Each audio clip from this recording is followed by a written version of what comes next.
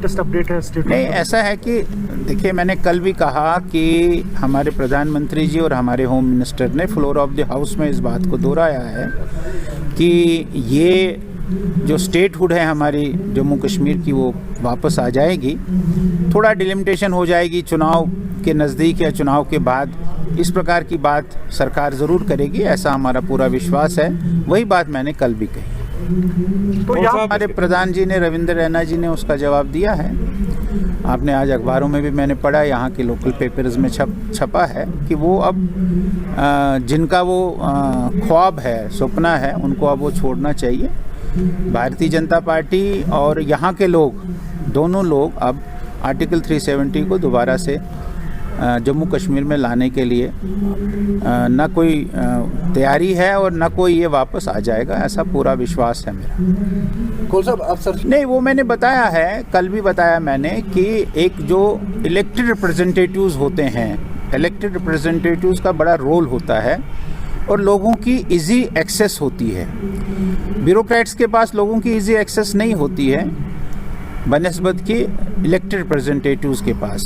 लेकिन आप देखते हैं कि यहाँ हमारे डीडीसी के मेंबरान चुन गए हैं, हर ज़िले का एक चेयरमैन है, डिप्टी चेयरमैन है, बीडीसी के चेयरमैन चुने गए हैं, सरपंच चुने गए हैं। ये भी एक रिप्रेजेंटेटिव है जो लोग उनके पास जाकर अपने काम को करवाते हैं। और पिछले कुछ दिनों में आपने देखा होगा कि जो हमारे डिस्ट्रिक्ट डेवलपमेंट बोर्ड के चेयरमैन्स हैं, उनकी ताकत और बढ़ गई है। शुरू में शायद इस कारण से नहीं थी कि अभी शुरुआत थी, लेकिन अब डिस्ट्रिक्ट डेवलपमेंट बोर्ड के चेयरमैन्स काफ़ी एक्टिव हो गए हैं। सरकार के साथ वो सीधी बात भी करते हैं, लोगों के साथ भी सीधी बात करते हैं। लेकिन असेंबली जब आती है और उसका जो मेंबर होता है वो भी एक रिप्रेजेंटेटिव होता है, वो रिप्रेजेंटेटिव भी काफ़ी पावरफुल होता है। और इसलिए मुझे लगता है कि थोड़ा इंतज़ार करना है और इलेक्टेड रिप्रेजेंटेटिव आएगा तो लोगों की एक्सेस उसके साथ इजीली होती है। ब्यूरोक्रेट्स के साथ जैसे मैंने कहा कि कम होती है, इसलिए लोगों को थोड़ी तंगी ऐसा महसूस होता है। कौन सा?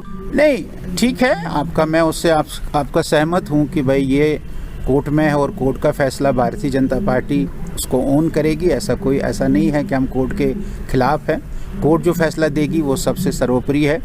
लेकिन भारतीय जनता पार्टी का मानना, जब से भारतीय जनता पार्टी वजूद में आई है और डॉक्टर श्यामा प्रसाद मुखर्जी का जो नेहरू जी के सरकार में उद्योग मंत्री थे, इंडस्ट्री मंत्री थे, उसका यहाँ बलिदान होना कश्मीर में, तब से हम लोग कह रहे हैं कि जिस कश्मीर को खून से सींचा वो कश्मीर हमारा है और जो कश्मीर हमारा है वो सारे का सारा है। ये केरल का बीजेपी का आदमी भी नारा देता है और लद्दाख का भी बीजेपी का आदमी भी नारा देता है।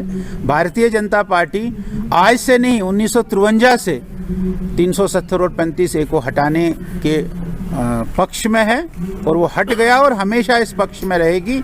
लेकिन जो भी कोर्ट का फैसला होगा वो कोर्ट का फैसला हमको सर्वमान्य होगा। कौन साहब, पिछले 3 साल से हम तो ये कहते हैं कि भाई ऐसे वाकया नहीं होने चाहिए और इस वाकया के लिए सरकार ने एक कमीशन भी गठित किया है, वो इसकी छानबीन करेगा और जो इसमें दोषी हो गए उनको सज़ा मिलेगी। लेकिन आपको ये बात भी देखनी है कि जो सारे आज इंटरनेशनल फोरम है, जो आज भारत के खिलाफ साजिश बन रही है और उसके लिए उनको जम्मू कश्मीर एक इजी टारगेट लगता है, इसलिए वो इसका इस्तेमाल करते हैं।